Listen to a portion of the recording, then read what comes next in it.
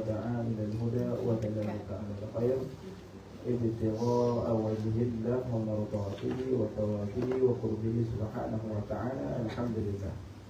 Jadi Alhamdulillah pada malam yang penuh barakah ini kita sambung lagi pengajian kita Jawahirul Lamma'a fi madhi a'dha'in Nabi Sahibus Syafa'ah, duduk di dalam majlis ilmu taman daripada taman surga. Katanya ulama, tawalladul ilma bil amal, zawwijul ilmu bil amal, tawalada wa tanasala mulukan abada. Kahwinlah dengan ilmu beserta dengan amal. Kahwinkan ilmu itu dengan amal, maka nescaya akan melahirkan kemuliaan dan terhubungnya dengan mulkan abadiyan, kepimpinan yang berkekalan. Ini kemuliaan yang berkekalan. لأن العلماء علموا ما في المال من المنافع فضله والجهال لم يعرفوا ما في العلم من النافع. قيل لبعض العلماء, ditanya kepada sebahagian ulama, innakum taqulul ilma afdalu minal mal, kamu mengatakan ilmu lebih baik daripada harta.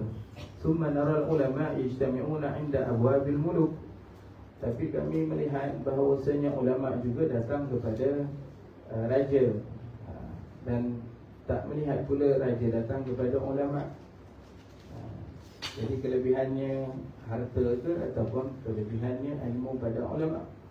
Maka katanya ulama, kerana ulama mengetahui apa yang ada di dalam harta untuk mengambil manfaat di dunia.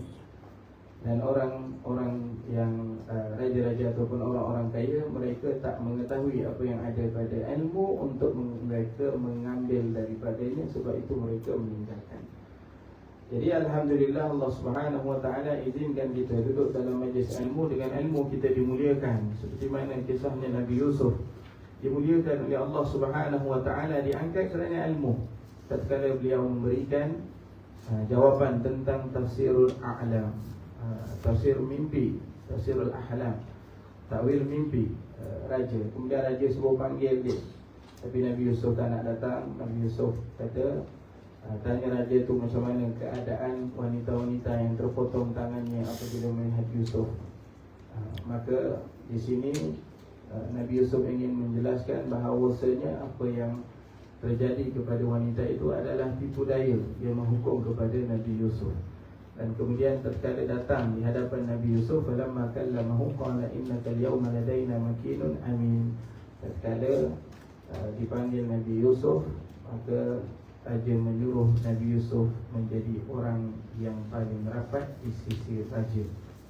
Tapi Nabi Yusuf minta untuk jadi bendahari dan dijadikan Nabi Yusuf sebagai raja di Mesir. Sebab apa? Sebab kemuliaan ilmu Nabi Yusuf. Fadilatul ilmi, katanya ulama. Jadi Alhamdulillah kita duduk dalam majlis ilmu. Mudah-mudahan Allah Ta'ala memberikan kepada kita sedikit kemuliaan daripada ilmu. Amin. Untuk kita menggunakan kepada sesuatu yang manfaat dunia kita dan akhirat kita, insyaAllah. Hari ini kita sambung pada muka surat 170. Betul? Bandingan Nabi Ibrahim dengan Nabi kita Muhammad sallallahu alaihi wasallam. Qala musannifu rahimahullahu ta'ala wa nafa'ana bihi wa bi'ulumihi fi daraini amin ya rabbal alamin. Bandingan Nabi Ibrahim. Nabi Ibrahim alaihi salam dipilih sebagai kekasih Allah, Khalilullah. Sementara Nabi kita Muhammad sallallahu alaihi wasallam dipilih sebagai kekasih Allah yang lebih tinggi darajatnya daripada Habibullah. Nabi Ibrahim jadi Khalilullah. Katanya ulama, Ibnu Katsir dalam Bidayah wal Nihayah, Ibnu Katsir mengatakan naktafi bihadzal hadis, memadai dengan hadis ini menunjukkan kelebihan Nabi kita Muhammad sallallahu alaihi wasallam berbanding dengan Nabi Ibrahim dan nabi-nabi yang lain. Dalam sebuah hadis yang diriwayatkan oleh Ibnu Abbas radhiyallahu anhu, beliau berkata, jalasan nasu min ashabin Nabi sallallahu alaihi wasallam yantazirunahu. Satu hari para sahabat mereka duduk di Masjid An-Nabawi, yantazirunahu, mereka menunggu Nabi SAW keluar. Fakharaja hatta idza dana minhum sami'ahum yatadzakaruna fa sami'a hadithahum. Ketika mana Nabi nak keluar, Nabi dengar mereka berborak. Yatadzakarun, saling bertukar pendapat di antara para sahabat. Fa sami'a hadithahum, Nabi dengar mereka berborak. Apa yang mereka borakkan? Wa idza ba'dhum yaqulu ajabun anna Allah ittakhadha min khalqihi khalilan. Ada yang katakan sangat menakjubkan Allah mengambil seorang makhluk daripada hamba-Nya sebagai khalil. Khalil ini teman rapat, ataupun seorang yang rapat dengan Allah Subhanahu wa taala, yang diambil oleh Allah sebagai seorang yang rapat dengan Allah Subhanahu wa taala. Dalam istilah teman ini ada banyak, ada disebut sadiq. Sadiq ini kawan yang boleh dipercayai, tetapi dia bukan selalu dengan kita. Kawan yang selalu dengan kita ni dipanggil sahabah. Sahabah ini yang mulazamah dengan kita, sentiasa dengan kita. Kemudian dipanggil dengan khalil. Khalil ini teman juga, tapi teman rapat dengan kita, teman yang sentiasa bersama dengan kita.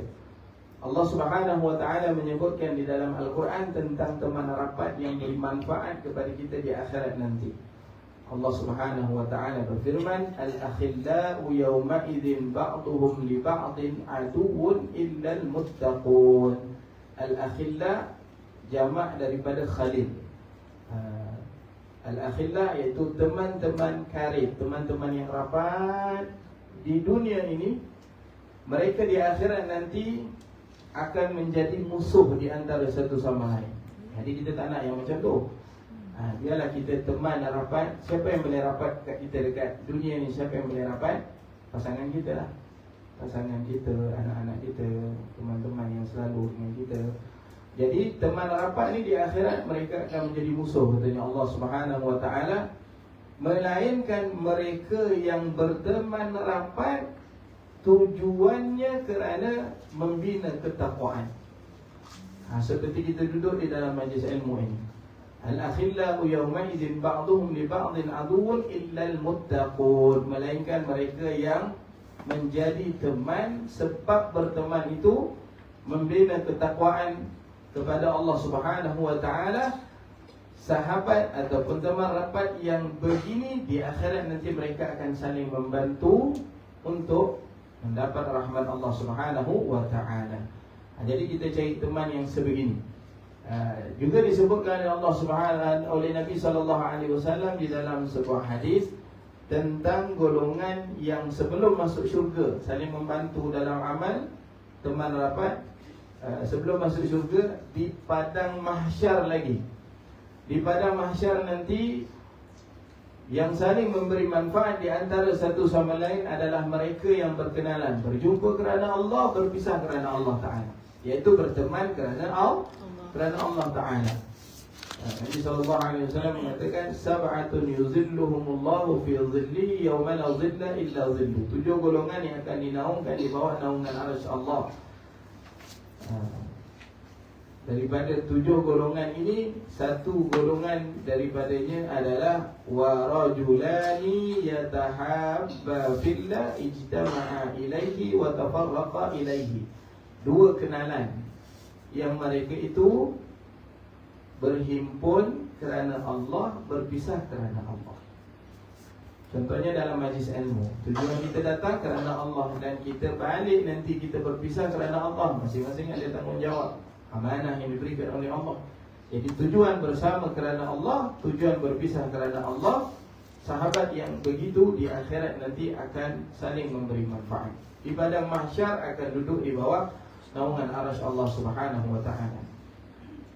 Allah Subhanahu wa taala menyebutkan orang yang rugi daripada sahabat, daripada teman lama Nabi sallallahu alaihi wasallam.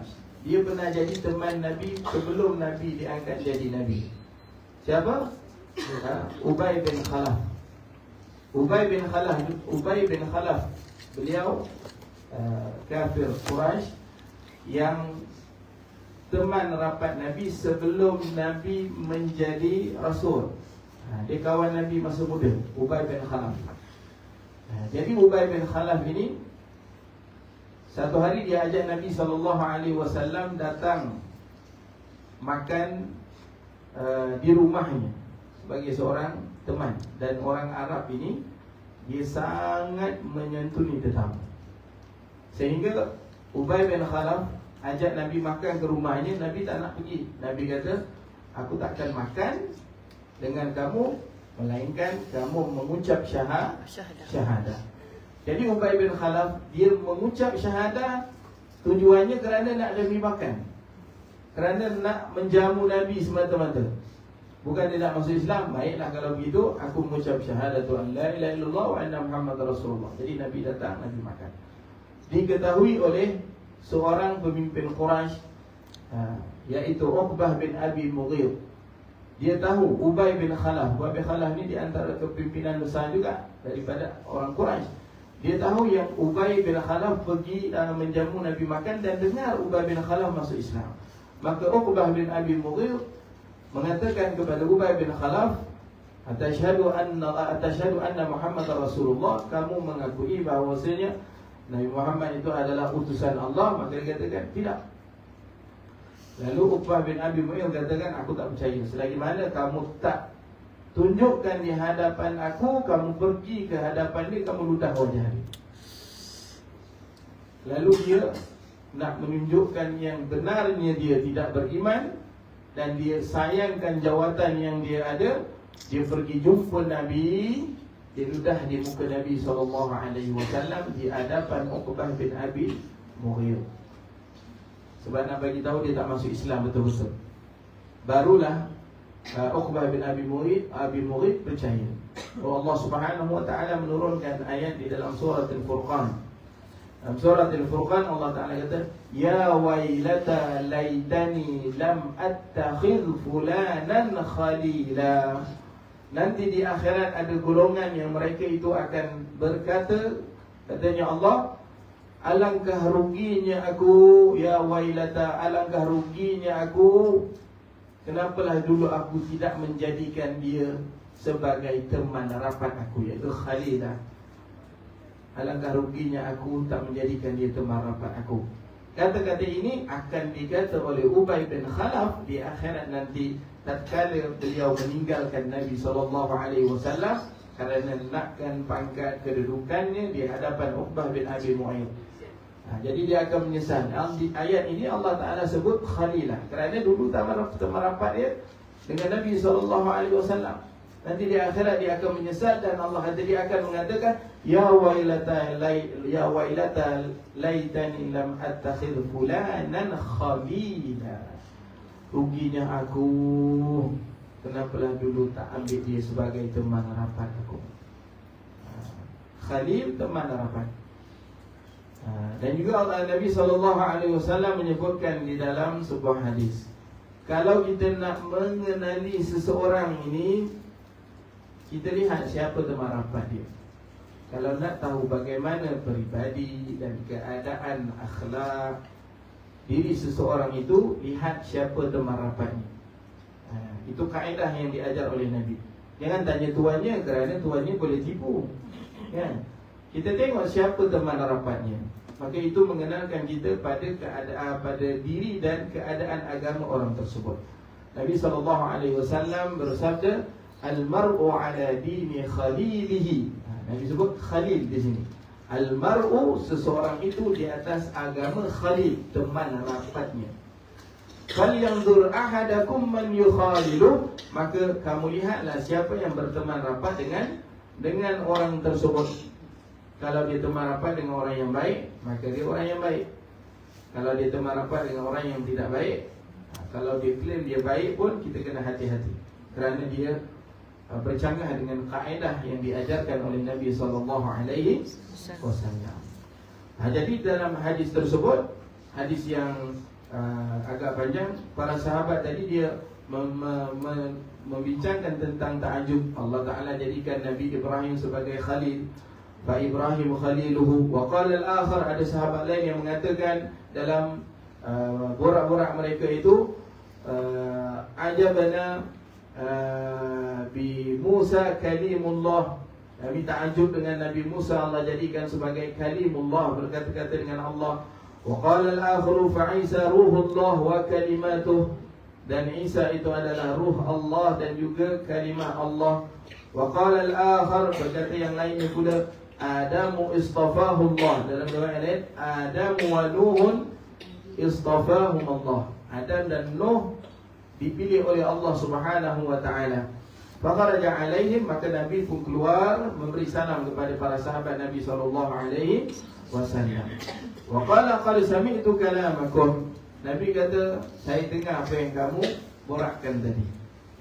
Wa ajabakum anna Ibrahim khalilullah. Kamu ta'ajub bahawasanya Ibrahim dijadikan khalilullah.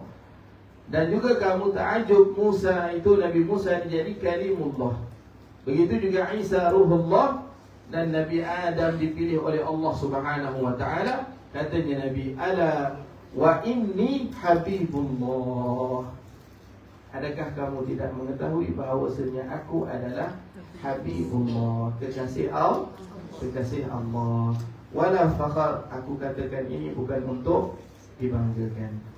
Ala wa inni awwalu syafi'un wa awwalu musyaffi'un yawmal qiyamah. Adakah tidak aku orang yang memberi syafaat dan yang membantu di akhirat nanti? Wala fakhar, aku katakan ini bukan untuk berbangga. Wa ana awwalu man yuharriku halqatu babil jannah. Dan aku juga adalah seorang orang yang pertama yang akan membuka tombol pintunya syurga. Wala fakhar. Katanya malaikat, inni amartu an la yaftahu babul jannah illa li Muhammad. Malaikat yang menjaga syurga, dia bertanya siapa yang ketuk? Nabi kata Muhammad. Maka malaikat kata, aku tidak diperintahkan untuk membukanya melainkan kepada Nabi Muhammad. Nabi Muhammad. Wala fakhar, aku katakan ini bukan untuk dibanggakan. Wa ana akramul awwalina wal akhirina yaumal qiyamah wala fakhar. Dan akulah orang yang paling mulia dan paling dekat dengan Allah di akhirat nanti. Aku katakan ini bukan untuk berbangga. Jadi di dalam hadis ini katanya Ibnu Katsir, Ibnu Katsir dalam Bidayah wa Nihayah memadai hadis ini yang menunjukkan kelebihan Nabi SAW dengan nabi-nabi yang lain. Jadi Nabi Ibrahim Khalilullah dan Nabi kita Muhammad SAW Habibullah. Habibullah lebih tinggi kedudukannya daripada Khalilullah, teman yang menjadikan rapat dengan Allah Subhanahu wa taala. Baik. Sebab apa Allah Ta'ala menjadikan Nabi Ibrahim seorang yang paling rapat dengan Allah, dan sebab apa Allah menjadikan Nabi Muhammad Habibullah, kekasih Allah Subhanahu wa ta'ala? Katanya ulama, sebab Nabi Ibrahim menjadi Khalilullah kerana Nabi Ibrahim memuliakan tetamu. Ini di antara sebab Nabi Ibrahim dimuliakan menjadi teman Allah kerana dia sayang makhluk Allah. Dia sayang hamba-hamba Allah Ta'ala. Dia suka menjamu tetamu. Nabi SAW menyebutkan dalam sebuah hadis daripada Ubay bin Umair, kana Ibrahim alaihi salam yudhifun nas, bahawasanya Nabi Ibrahim ini dia suka menjamu tetamu. Dia suka meraihkan tetamu. Fakharaja yawman yaltamisu insanan yudhifuhu falam yajid ahadan yudhifuhu. Maka satu hari Nabi Ibrahim ini kalau tak ada tetamu, dia cari tetamu. Kita kalau boleh tak ada tetamu. Rumah yang 3 hari tidak ada tetamu, katanya ulama, rumah yang kurang barakahnya.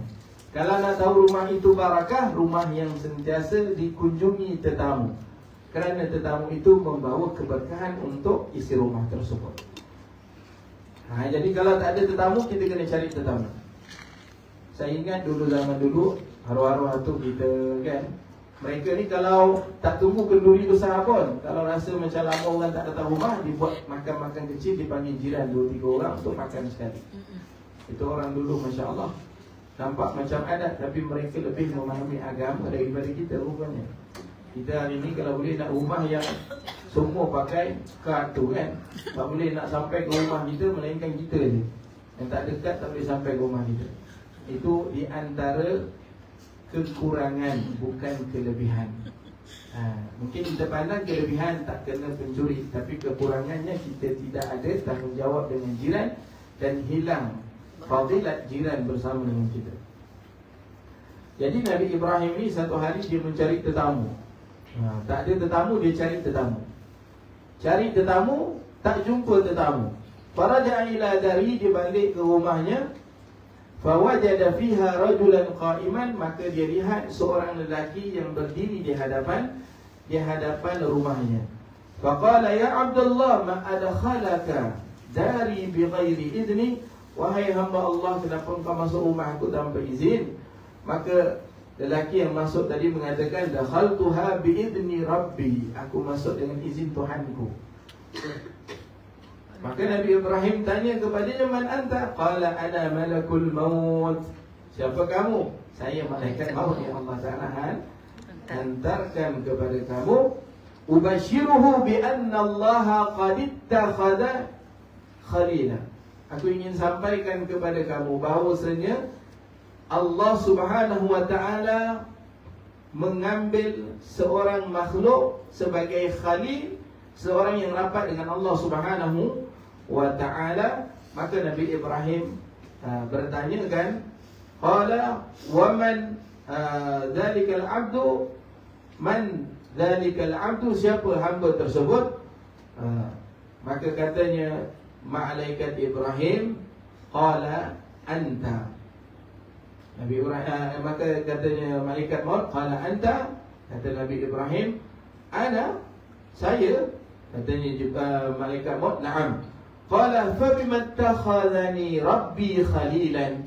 Kemudian Nabi Ibrahim tanya, sebab apa Allah Ta'ala memilih saya untuk menjadi seorang yang rapat dengan Allah, iaitu sebagai khalilah? Qala bi annaka tu'tin nas wa la tas'alhum, kerana engkau memberi makan kepada orang tanpa engkau bertanya kepada orang tersebut. Yang ini tak berkira, suka beri makan kepada orang.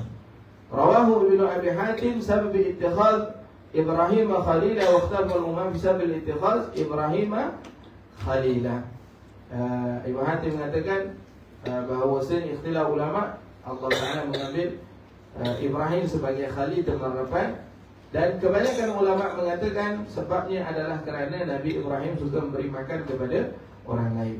Dalam sebuah hadis yang diriwayatkan oleh Abdullah bin Amr ibn al-As daripada Nabi SAW, annahu qala ya Jibril, Nabi tanya kepada Jibril, wahai Jibril, lima takhadha Allahu Ibrahim khalilan, kenapa Allah Ta'ala mengambil Nabi Ibrahim sebagai khalil, seorang yang rapat dengan Allah?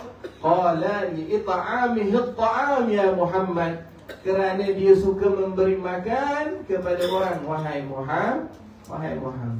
Ini satu kemuliaan, ya. Kadang-kadang kita pergi majlis ilmu, kita bawa potluck, itu satu amalan yang baik, ya. Kita beri makan kepada orang, satu amalan yang baik. Antara hadis pertama yang Nabi sebutkan ketika sampai di Madinah, hadis pertama yang Nabi sebutkan, balighus salam wa at'imut ta'am wa sallu bil lail wan nasu niyam tadkhulul jannata bis salam. Wasilul arham, fi riwayatin wasilul arham. Nabi sampai di Madinah, Nabi bagi 4 nasihat penting. Nasihat pertama ketika Nabi sampai di Madinah,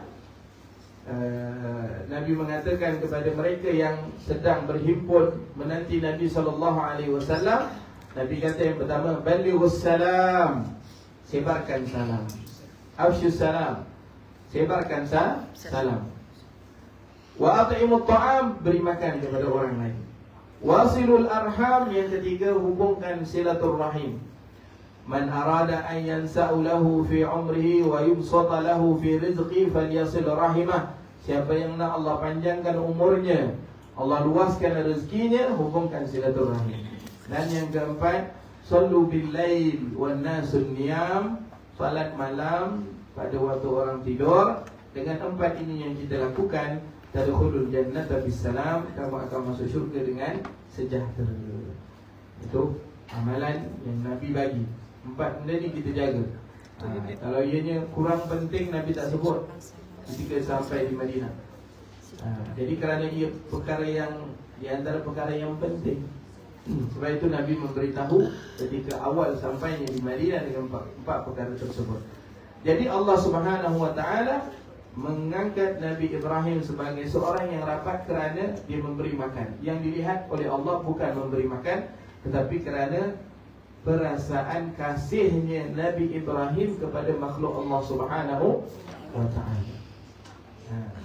Kerana Nabi Ibrahim ni dia ada rasa kasih yang kuat. Orang kedua yang memiliki kasih sayang yang besar adalah Nabi Allah Ibrahim. Baik, itu sebab Nabi Ibrahim dianggap menjadi Khalilullah. Adapun Nabi kita, Nabi Muhammad sallallahu alaihi wasallam, diangkat menjadi Habibullah, kekasih Allah Subhanahu wa taala. Katanya ulama, kerana Nabi sallallahu alaihi wasallam banyak memberi manfaat kepada orang lain. Kalau nabi-nabi terdahulu, manfaat mereka terhenti pada kaum mereka sahaja. Kebaikan mereka terhenti lepas mereka meninggal, lepas mereka wafat, kerana kaumnya tidak berterusan. Adapun Nabi kita Muhammad sallallahu alaihi wasallam, kebaikannya yang menyeluruh, kebaikannya yang tidak terhenti-henti sampai hari kiamat. Bahkan di akhirat, manfaat yang akan diberikan oleh Nabi sallallahu alaihi wasallam kepada umatnya. Khairun nas anfa'uhum linnas. Sebaik-baik manusia, kata Nabi, orang yang banyak memberi manfaat kepada manusia yang lain, orang yang lain. Di dalam sebuah hadis yang diriwayatkan oleh Imam Muslim, Nabi SAW bersabda, ahabbun nas ilallah anfa'uhum linnas. Orang yang paling Allah sayang, Allah kasih, adalah orang yang paling banyak memberi manfaat kepada orang lain.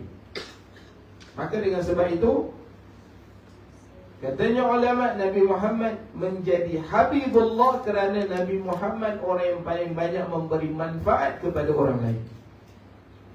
Nabi Muhammad memberi manfaat sampai di akhirat nanti, memberi syafaat, manfaat yang sangat banyak kepada umatnya.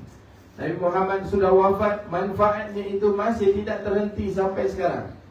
Manfaat Nabi Musa dengan apa yang diajarkan oleh Nabi Musa ada tak? Tak ada.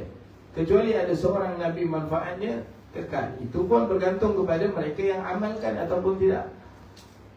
Nabi Ibrahim memberi pesan kepada umat Nabi Muhammad untuk menanam tanaman di dalam syurga dengan setianya, dengan siramannya subhanallah walhamdulillah wala ilaha illallah wallahu akbar. Jadi bila kita amalkan, manfaatnya kembali kepada Nabi Ibrahim. Adapun Nabi Muhammad sallallahu alaihi wasallam, manfaat yang ditinggalkan sampai sekarang sehingga hari kiamat, sehingga di akhirat nanti, Nabi masih memberi manfaat kepada umatnya dengan memberi syafaat. Jadi Habibullah, kedudukannya itu lebih tinggi dan mulia daripada Khalilullah. Perbezaan mereka ini adalah darajat, pada darajat mereka. Adapun kedua-duanya mulia, kemuliaan kedua-duanya mulia.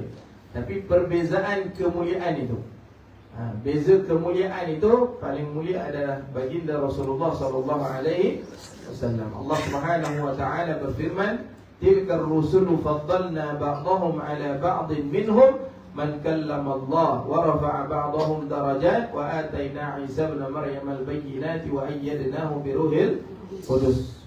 Mereka itu rasul, kami lebihkan di antara satu dengan yang lainnya beberapa darajat dan kemuliaan. Ya Allah yang beritahu, Allah lebihkan di antara satu yang lain daripada sudut kedudukan dan darajat mereka di sisi Allah Subhanahu wa taala. Jadi hadis yang panjang tadi menyebutkan tentang kelebihan Nabi Muhammad sebagai Habibullah yang disebut oleh Nabi kita Muhammad sallallahu alaihi wasallam. ana habibullah wala fakhar, aku kekasih Allah, maka tidaklah aku berkata dengan kebanggaan.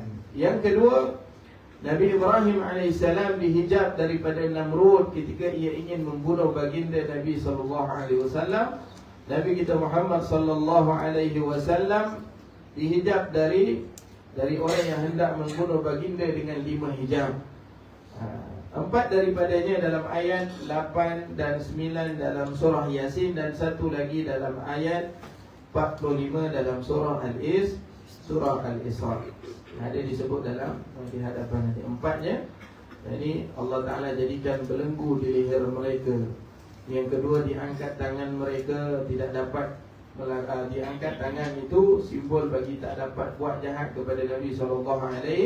Kerana ayat di dalam surah Yasin ini, inna ja'alna fi a'naqihim aghlalan fahiya ilal adqani fahum muqmahun. Dikatakan ayat ini diturunkan kepada Abu Jahal. Abu Jahal pada satu hari beliau bersumpah, halafa la in ra'an nabi la yadmaghannahu. Kalau aku nampak Nabi solat di Kaabah, aku akan la yadmaghannahu, aku hancurkan dia, aku nak bunuh dia. Maka tatkala Nabi SAW datang, farafa'al hajaru ala yadi, dia angkat batu, dipegang batu tersebut. Dan kemudian dia ingin datang kepada Nabi SAW, membaling batu ketika Nabi sedang sujud. Tatkala dia datang dekat dengan Nabi, batu tersebut melekat dekat tangannya. Bagaimana yang disebutkan di dalam tafsir At-Tabari. Batu tadi dia nak lepas tak boleh, batu tu melekat dekat tangan dia. Diulang lagi tak boleh. Akhirnya dia kembali pergi kepada sahabatnya. Maka sahabat Abu Jahal kata, kenapa kau tak baling tadi? Kau kata kau nak baling. Dia kata, tak bolehlah, tangan aku terbelenggu. Tu Allah Ta'ala kata, inna ja'alna fi a'naqihim aghlalan fahiya ilal adqani fahum muqmahun. Belenggu di tangan mereka yang tak boleh mengangkat untuk menghancurkan ataupun untuk menyakiti Nabi SAW. Kemudian apabila Abu Jahal tak boleh nak buat, dia datang balik, pergi dekat kawan-kawannya, dia kata tak boleh buat. Maka seorang lelaki daripada Bani Mughirah Al-Makhzumi, seorang lelaki daripada Bani Mughirah Al-Makhzumi, dia kata, kalau kamu tak boleh buat, wahai Abu Jahal, tak apa, biar aku buat. Maka dia pun pergi kepada Nabi SAW. Tatkala dia sampai hampir kepada Nabi, lam yarahu, dia tak nampak Nabi SAW. Mana satu? Allah Ta'ala menghilangkan penglihatannya, tidak melihat Nabi SAW.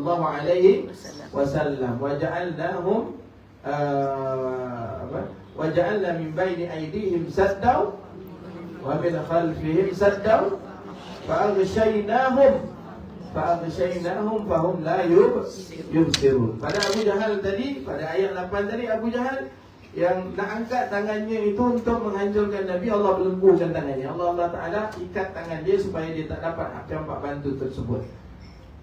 Seorang lelaki daripada Bani Mughirah Al-Makhzumi, dia sampai di hadapan Nabi, la yusirun, dia tak melihat Nabi SAW. Jadi Allah Ta'ala menjadikan hijab kepada mereka untuk menyakiti Nabi SAW. Adapun di dalam ayat 45 dalam surah Al-Isra, ketika mana Nabi SAW nak berhijrah, Nabi nak berhijrah, maka mereka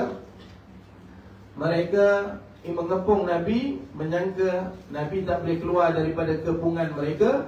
Tatkala Nabi ingin keluar daripada rumahnya yang digantikan oleh Sayyidina Ali, Nabi nak keluar itu, mereka yang berjaga sungguh-sungguh nak bunuh Nabi ni.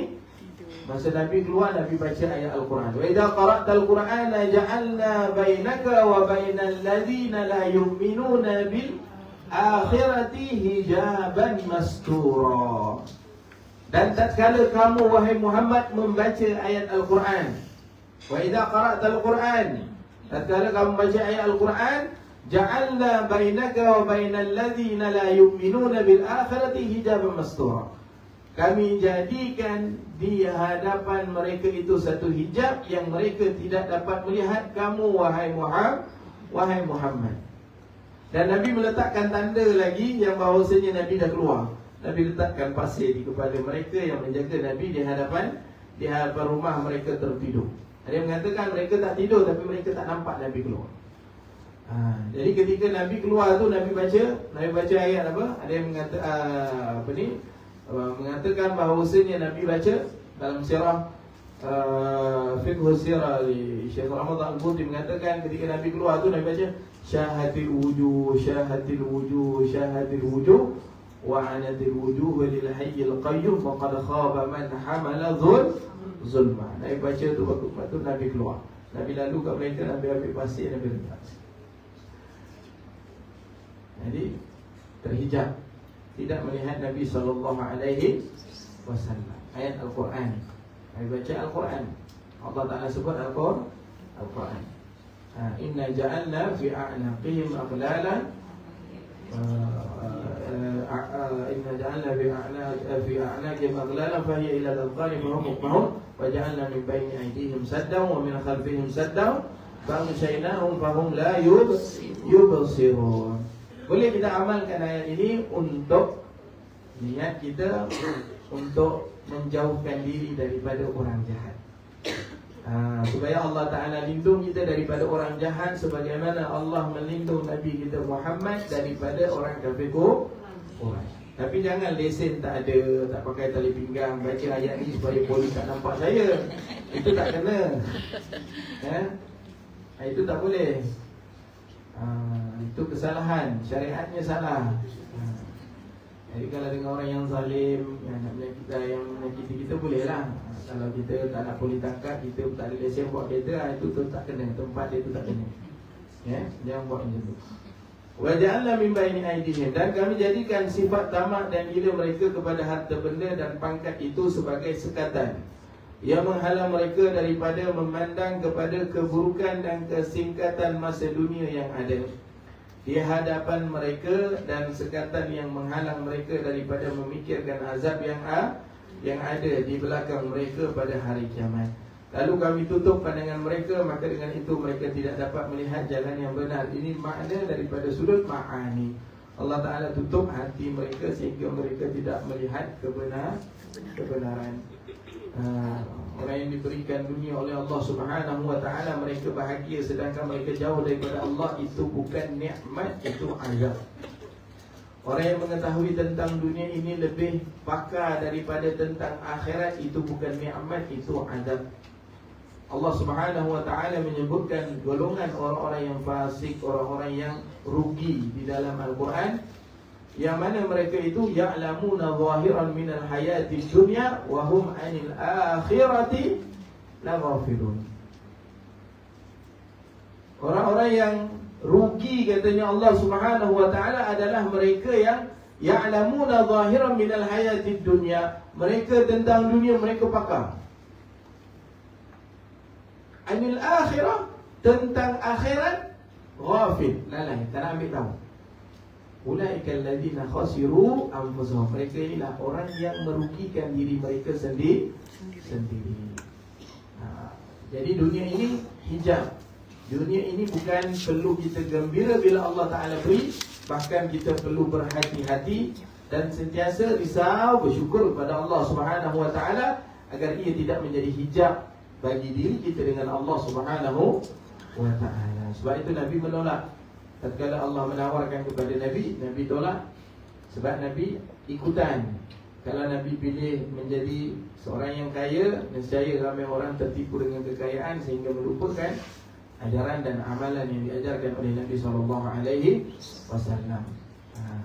Bukan berarti tak boleh usaha, tapi hati tu. Maksudnya pergantungan hati kita, kepentingan, matlamat, kerisauan hati kita bukan pada kekayaan, kemiskinan, tapi pada urusan amal agama kita. Usaha kita buat untuk kebaikan akhirat. Kenapa nak jadi orang yang kaya? Kerana dapat bantu orang lain, kerana menjadi orang yang terpilih dalam membayar zakat, kerana menjadi orang yang terpilih untuk membantu agama. Ini niat-niat yang baik. Jadikan dunia itu sebagai sampan yang membawa kita kepada matlamat yang sebenar, iaitu akhirat. Inna lillahi ibadun futana talaqud dunya wa khaful fitnah nazaru fiha falamma alimu annaha laysat lihayyin watana ja'aluha lujjatan wattakhazu salihal a'mali fiha sufuna. Hamba-hamba Allah Ta'ala yang bijaksana, mereka tahu dunia ini tempat yang tidak kekal, maka mereka talakkan dunia ini, pisahkan dunia daripada mereka. Mereka ambil dunia itu sekadar untuk menjadi sampan menyampaikan mereka kepada matlamat yang sebenar, iaitu keredaan Allah Subhanahu wa Ta'ala. Jadi Allah Ta'ala menjadikan hijab kepada Namrud untuk membunuh Nabi Ibrahim. Nabi Ibrahim, ketika mana Nabi Ibrahim ni kita perlu tahu juga cerita tentang Nabi Ibrahim, sebab Allah Ta'ala suruh kita tahu. Wadhkur fil kitab Ibrahim, wahai Muhammad, ceritakanlah, ambil tahu tentang Nabi Ibrahim yang disebut di dalam kitab. Wadhkur fil kitab Ibrahim, ceritakanlah tentang Nabi Ibrahim yang ditulis di dalam kitab, iaitu Al-Quran, wahai Muhammad. Kepada siapa? Kepada umatmu. Apa sifat yang diberikan oleh Allah kepada Nabi Ibrahim? Innahu kana siddiqan nabiyyah, bahawasanya Nabi Ibrahim ini seorang yang digelar Siddiq, orang yang benar. Berapa orang yang digelarkan Siddiq? Gelaran Siddiq, perempuan ada, lelaki ada, daripada Nabi ada, daripada kalangan sahabat pun ada. Daripada kalangan Nabi Ibrahim Siddiqan Nabiya, dan begitu juga kepada Nabi kita Muhammad sallallahu alaihi wasallam Sadiqul Amin. Wanita yang digelar sebagai seorang yang siddiqah, Sayyidatina Maryam. Allah Ta'ala sebut siddiqah kepada Sayyidatina Maryam dalam surah Al-Maryam. Yang ketiga, siddiq kepada sahabat Nabi Abu Bakar As-Siddiq. Ini orang-orang yang siddiq. Allah tuntut, Allah minta kita ni kalau boleh duduk dengan orang-orang yang siddiq. Ya ayyuhalladzina amanu taqullaha wa kunu ma'as sadiqin.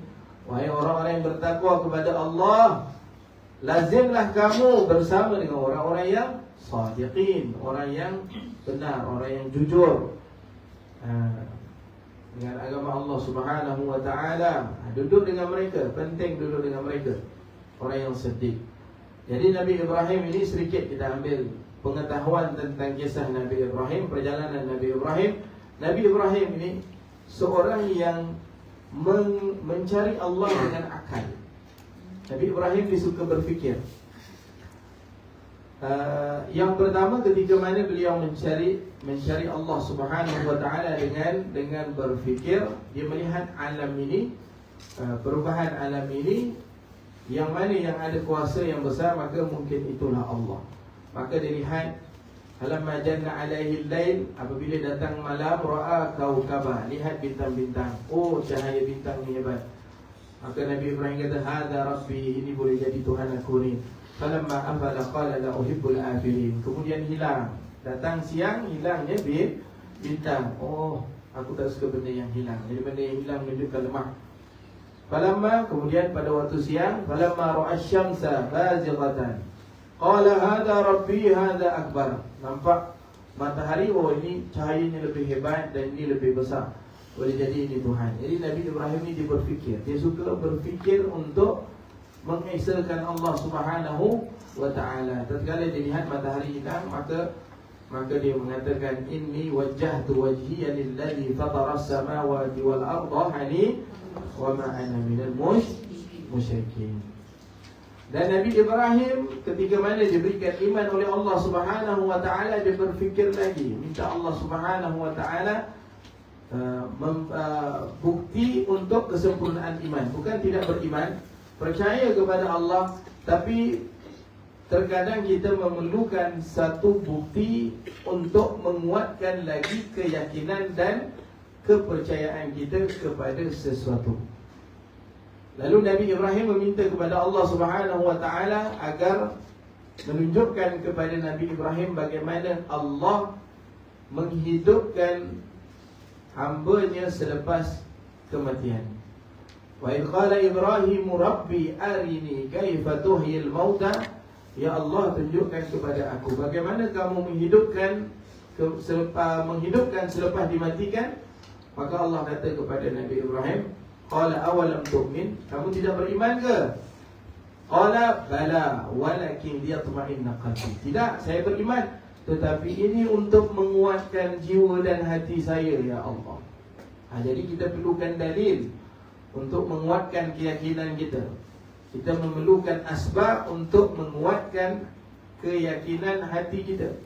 Sebab itu kita sebut pada kuliah yang sebelum ni, Amir bin Bishr dia mengingati 3 ayat Al-Quran untuk menguatkan keyakinannya pada perjalanan kehidupan daripada ayat Al-Quran. Lalu Allah Ta'ala menzahirkan, Allah Ta'ala mengatakan kepada Nabi Ibrahim, unzur awalam tu'min, qala bala walakin yatma'inna qalbi, qala fakhudh arba'atan min at-tayri fasurhunna ilayka thumma ja'al ala kulli jabalin minhunna juz'an. Ambil burung, kemudian cincang-cincang burung tersebut. Burung itu bukan seekor, beberapa jenis burung. Kemudian dicincang, dicampurkan pula bulu-bulu daripada burung yang dicincang. Kemudian Allah Ta'ala perintah, fasurhunna fasurhunna ilayka thumma ala kulli jabalin minhunna juz'an. Kemudian ambil sikit-sikit yang dicampurkan itu, sikit ni letak sana, sikit letak atas bukit sana, sikit letak bukit ni.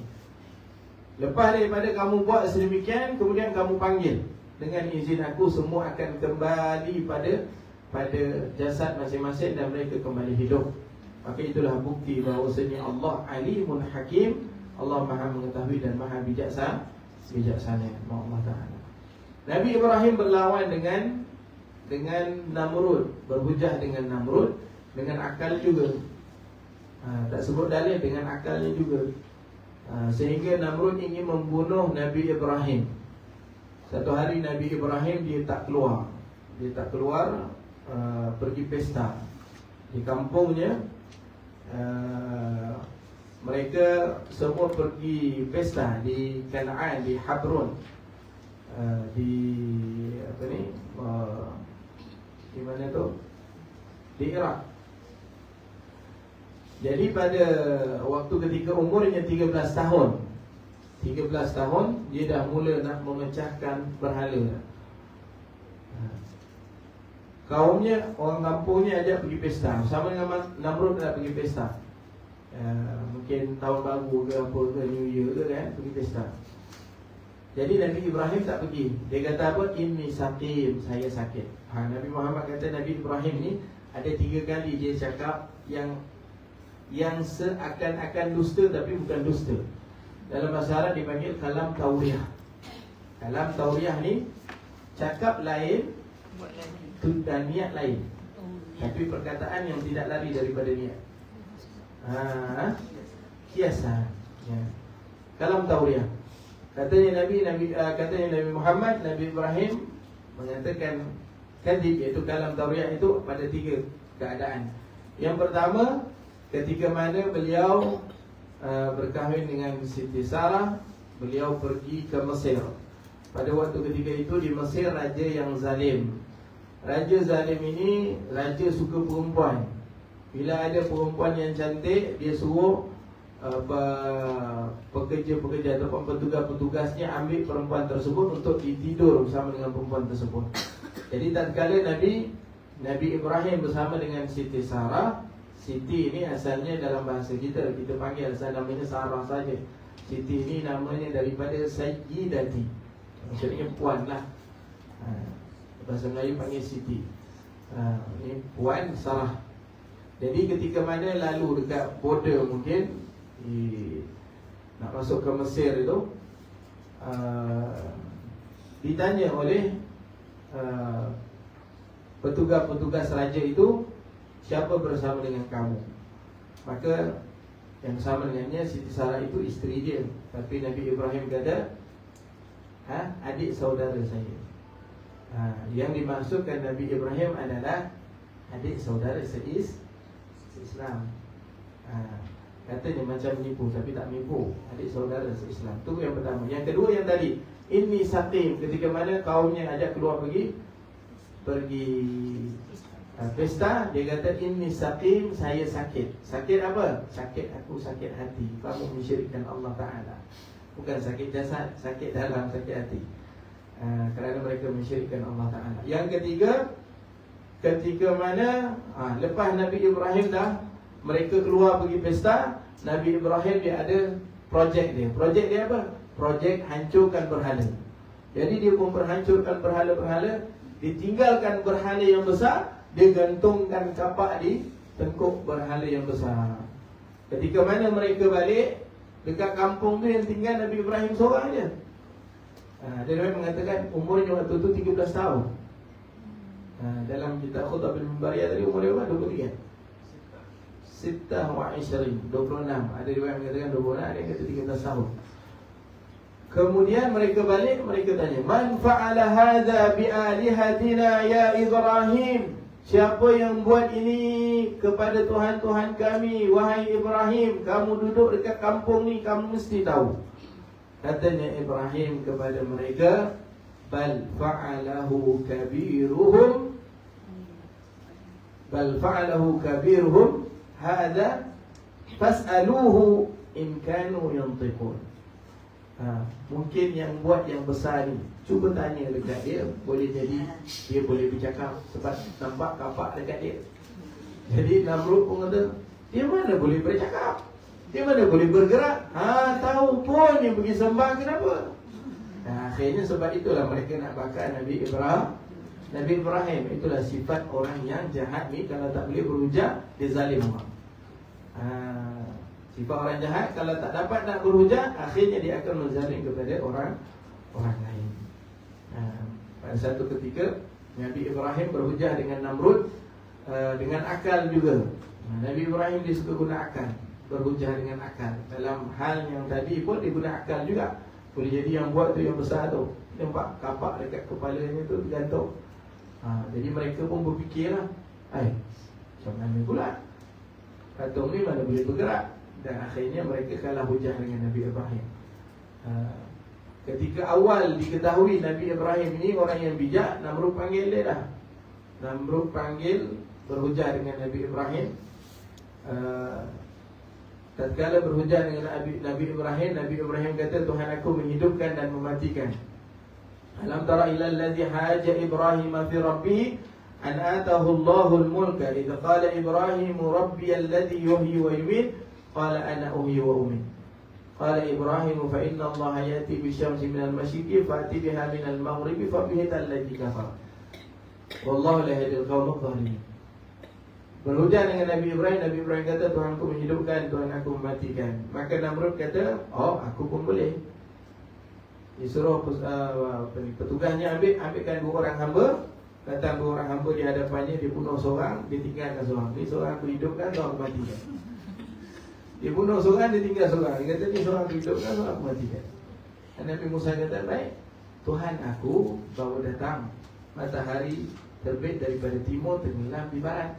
Kalau benar engkau boleh membuatnya, kau buat dia terbalik. Dia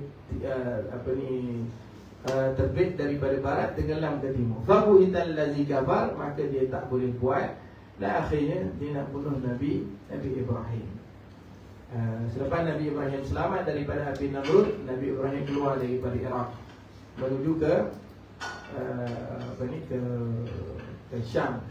Dia keluar, masa dia keluar tu dia jumpa dalam perjalanan, dia keluar tu di satu kampung namanya Harran. Masih lagi di Iraq, Harran, di kampung tersebut. Yang pada waktu ketika itu Siti Sarah, beliau orang yang kuat imannya, yang tauhid benar kepada Allah Subhanahu Wa Taala. Dia nak larikan dirinya daripada kekacauan ataupun kerosakan akidah kampungnya itu, maka dia ingin berkahwin. Caranya bagaimana? Dia pergi di pasar, dia tengok siapa yang layak, maka dilihat Nabi Ibrahim. Yang ada di wajahnya Nabi Ibrahim, cahayanya zuriat Nabi Muhammad SAW.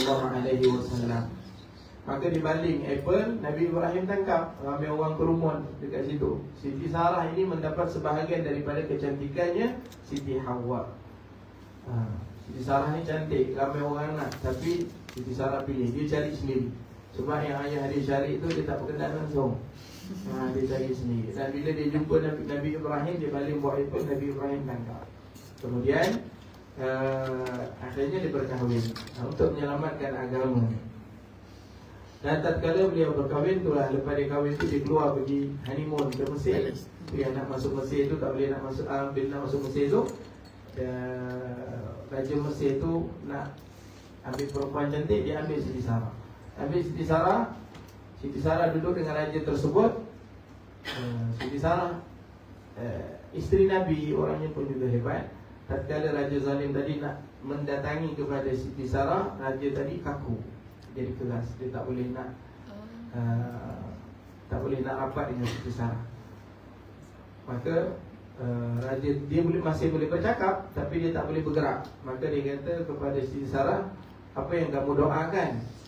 Apa yang kamu doakan? Doakan aku, dan aku janji tak akan usik kamu lagi. Maka Siti Sarah berdoa, dan Allah mustajabkan doanya. Allah gerakkan kembali raja yang zalim tadi.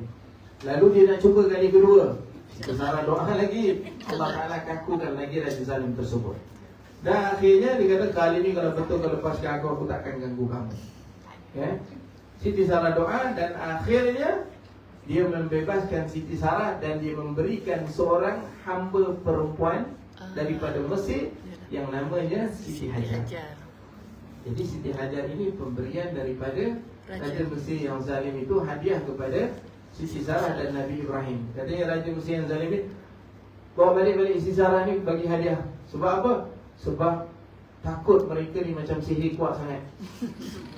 Dia lepaskan dan diberikan hamba. Kalau kita lihat di dalam kitab-kitab yang agak sedikit luas pembahasannya, Siti Hajar Al-Qibtiyah Al-Masriyah. Sebab dia hadiah daripada Raja Mesir juga. Seperti mana siapa isteri Nabi hadiah daripada Raja Mesir? Maria Al-Qibtiyah. Maria Al-Qibtiyah. Siti Hajar juga Al-Qibtiyah Al-Masriyah.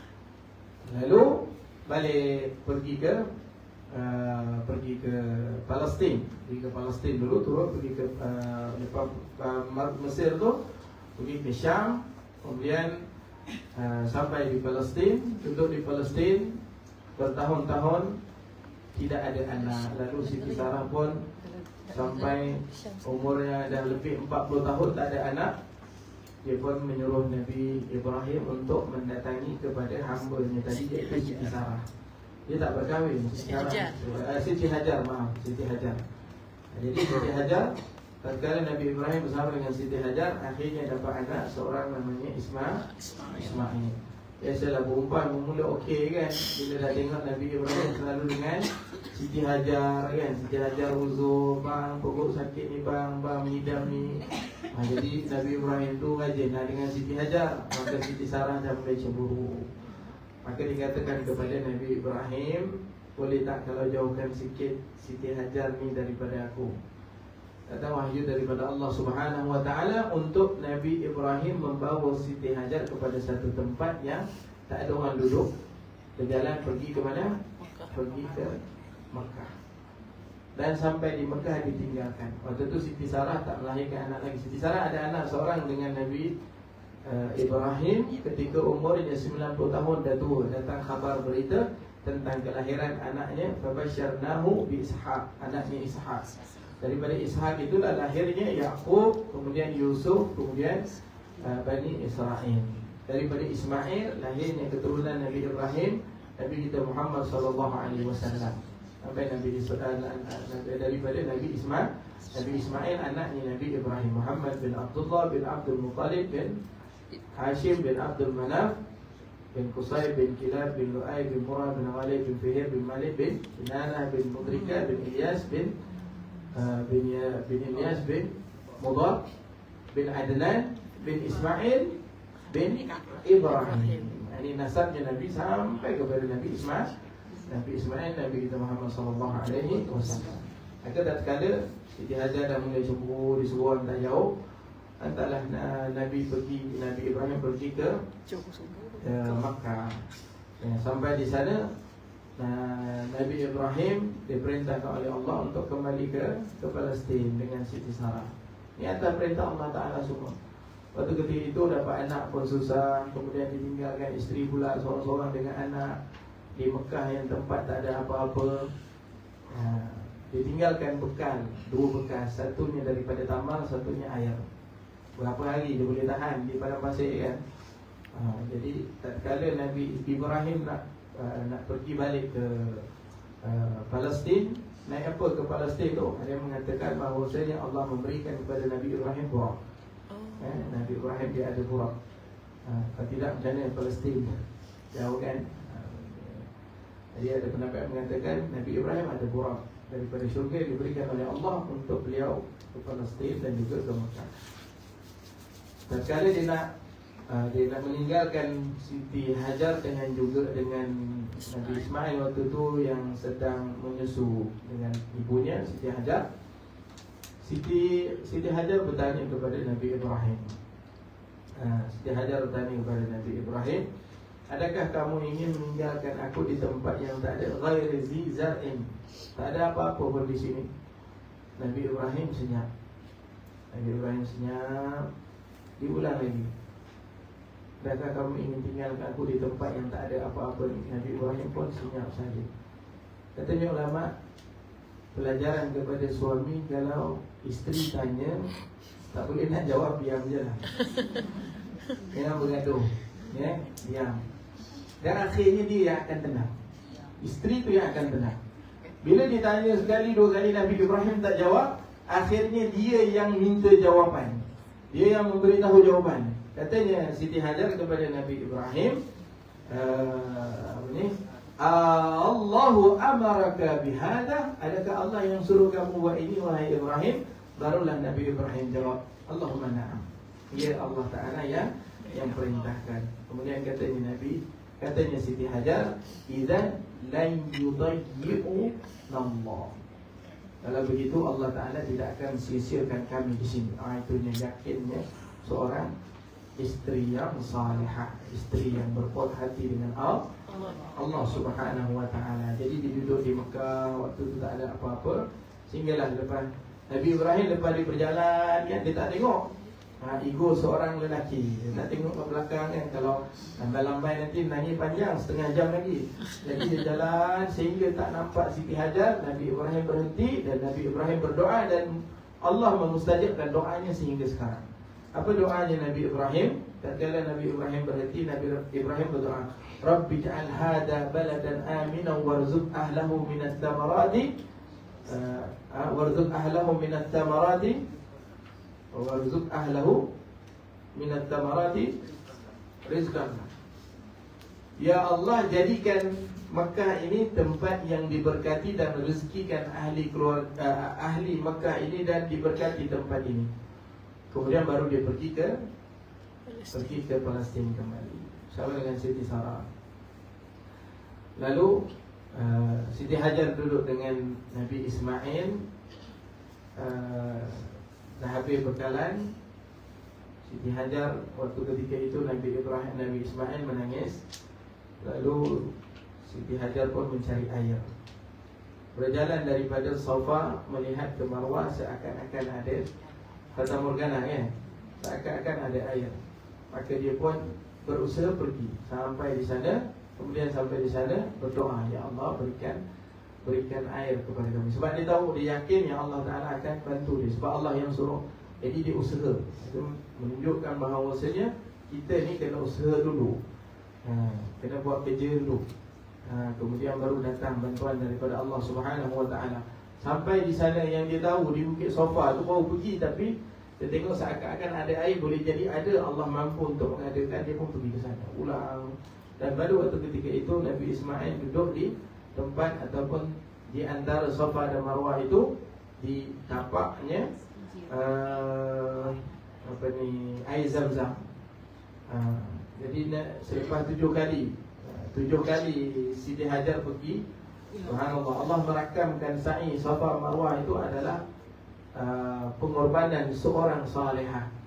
yang taat kepada Allah Subhanahu wa taala. Jadi kita pergi buat umrah tu, kita nak rasakan pengorbanan seorang wanita yang taat kepada Allah Subhanahu wa taala, berani ditinggalkan. Tak ada apa-apa pun ditinggalkan, berani. Sebab apa? Sebab yakin kalau Allah suruh, pasti Allah bantu. Dan lepas tu juga Allah Ta'ala hantarkan Jibril. Jibril menepukkan sayapnya. Ada yang mengatakan bahawasanya Nabi Ismail menangis dihentakkan kakinya, Al-Asah yang lebih tepat. Dan Jibril menepukkan sayapnya di tempat duduknya Nabi Ismail, dan di situ keluarnya air Zam-Zam. Katanya ulama, ketika mana air itu keluar, Sayyidatina Siti Hajar, dia pergi dekat air tersebut, dia tutup air. Kalau dia tak tutup air tersebut, nescaya tempat tu akan banjir dengan air. Sebab air itu kekal sampai sekarang. Tapi kerana dia menghadkan air tu, dalam bahasa Suryani, kepung-kepung tu disebut Zam-Zam. Maka jadilah air itu nama yang dipanggil dengan Zam-Zam. Itu salah satu daripada riwayat pendapat mengatakan ketika mana dia kata Zam-Zam, kepung air tu, dan jadilah nama air tu air Zam-Zam. Kemudian air Zam-Zam ni tu yang pertama keluar. Dan selepas banjir, tempoh berlaku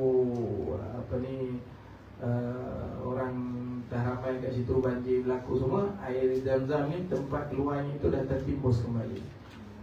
Lalu bila dia keluar balik ketika lahirnya Nabi Muhammad sallallahu alaihi wasallam, berkat baginda Rasulullah. Yang pertama tadi berkat Nabi Ismail, kemudian timbus. Kemudian ketika mana ingin dilahirkan Nabi Muhammad sallallahu alaihi wasallam, atuknya Nabi Muhammad, Abdul Muttalib, beliau bernazar, kalau Allah Ta'ala menjumpakan kembali telaga Zam-Zam, dia akan korbankan salah seorang daripada anaknya. Itu salah satu riwayat. Yang kedua, beliau melihat di dalam mimpi yang berulang kali pada tempat yang sama, dan akhirnya Abdul Muttalib menggali tempat tersebut, dan keluarlah air Zam-Zam berkat tahun kelahiran baginda Rasulullah sallallahu alaihi wasallam. Keluar air Zam-Zam. Bila dah ada air, mereka duduk selesa-lah. Datangnya rombongan daripada Jurhum, Bani Jurhum, yang mereka itu daripada Yaman, daripada bawah. Daripada Yaman mereka nak ke Syam di atas. Jadi mereka nak kena lalu Mekah. Tatkala mereka daripada Yaman, Bani Jurhum yang nak pergi berniaga di Syam pada waktu ketika itu, laluan mereka adalah Mekah.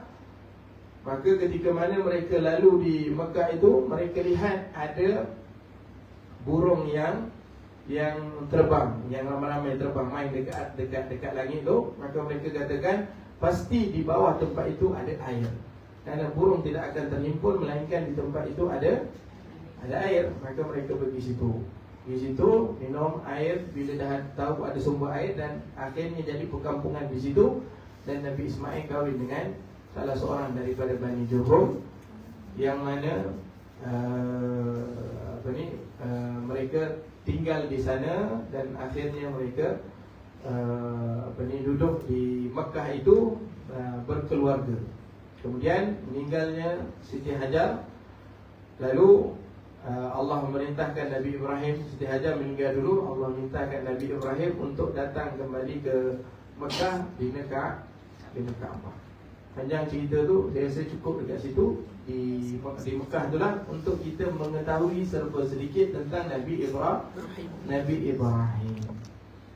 Lalu Nabi Ibrahim ni dia tidak putus asa dengan doa. Jadi kita jangan putus asa dengan doa. Dua orang Nabi yang umurnya dah lanjut usia, tetapi mereka tak putus doa. Jadi Nabi Ibrahim balik ke Palestin, dia sentiasa berdoa dengan doa yang disebutkan dalam Al-Quran, Rabbi habli minas salihin, ya Allah berikan aku keturunan daripada keturunan yang baik. Sebab Siti Sarah waktu itu tak ada anak lagi. Tatkala Allah Ta'ala nak sampaikan berita tentang lahirnya anaknya anak Siti Sarah, iaitu Ishak. Waktu ketika itu malaikat yang nak sampaikan berita itu, malaikat itu ingin pergi ke kaum Nabi Lut. Kaum Nabi Lut di mana? Di Jordan sana kan. Terkadang pada satu waktu nabinya ada banyak, tapi tempatnya yang berbeza. Di antara tempat Nabi Ibrahim dengan tempat kaum Nabi Lut, anggarannya 1 hari perjalanan. Jadi sebelum malaikat yang ingin menghancurkan kaum Nabi Lut tu dia pergi ke sana, dia singgah bertemu dengan Nabi Ibrahim, bertamu dengan Nabi Ibrahim. Ketika mana dia duduk dekat rumah Nabi Ibrahim dah siapkan daging kambing semua, dia tak makan, maka ketahuilah bahawasanya ini bukan manusia, ini malaikat. Falamma ra'a aydiyahum la tasilu ilaihim nakirahum fa'awjasa minhum khifah. Tatkala Nabi Ibrahim melihat mereka itu tidak makan, fa'awjasa minhum khifah, dan mereka takut. Katanya malaikat itu, la takhaf, jangan takut, kami diutuskan untuk menyampaikan, inna ursilna ila qaumi Lut, kami diutuskan untuk pergi ke kaum Lut. Tapi sebelum tu kami nak sampaikan berita gembira kepada kamu, wahai Ibrahim, fabasyarnahu bi Ishaq wa min wara'i Ishaq Yaqub. Belakang daripada Ishaq ada anak lagi seorang nabi, iaitu Yaqub. Ketika mana ditanyakan kepada Nabi, man afdalun nas, siapa orang yang paling afdal?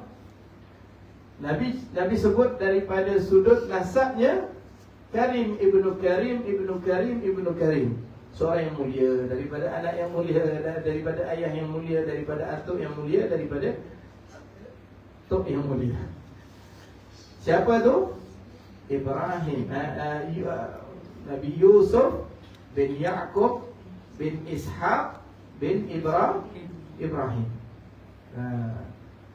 Yusuf bin Yaqub bin Ishaq bin Ibrahim. 4 generasi. Berkat doa Nabi Ibrahim, Rabbana hablana min azwajina wa zurriyyatina qurrata a'yunin waj'alna lil muttaqina imama. Jadi Allah Ta'ala berikan pada waktu ketika itu sampaikan berita gembira tentang keliharan. Waktu itu Nabi berada di Palestin dengan Siti Sarah. Siti Sarah dengar tentang berita tersebut. Dia kena melahirkan anak umur 90 tahun. Orang kata dah menopause dah. Dia pun gelak. Fadhahiqat fabasyarnahu bi ghulam. Tatkala disampaikan berita tentang kelahiran anak, Siti Sarah dia gelak. Ada yang mengatakan gelaknya itu kerana Allah Ta'ala nak hancurkan kaum Nabi Lut, kerana gembira golongan yang mengingkari Allah dihancurkan oleh Allah Ta'ala. Dia mengatakan gembiranya dia kerana gelaknya dia kerana tak sangka dia dah tua dapat anak. Dah tua pun dapat anak.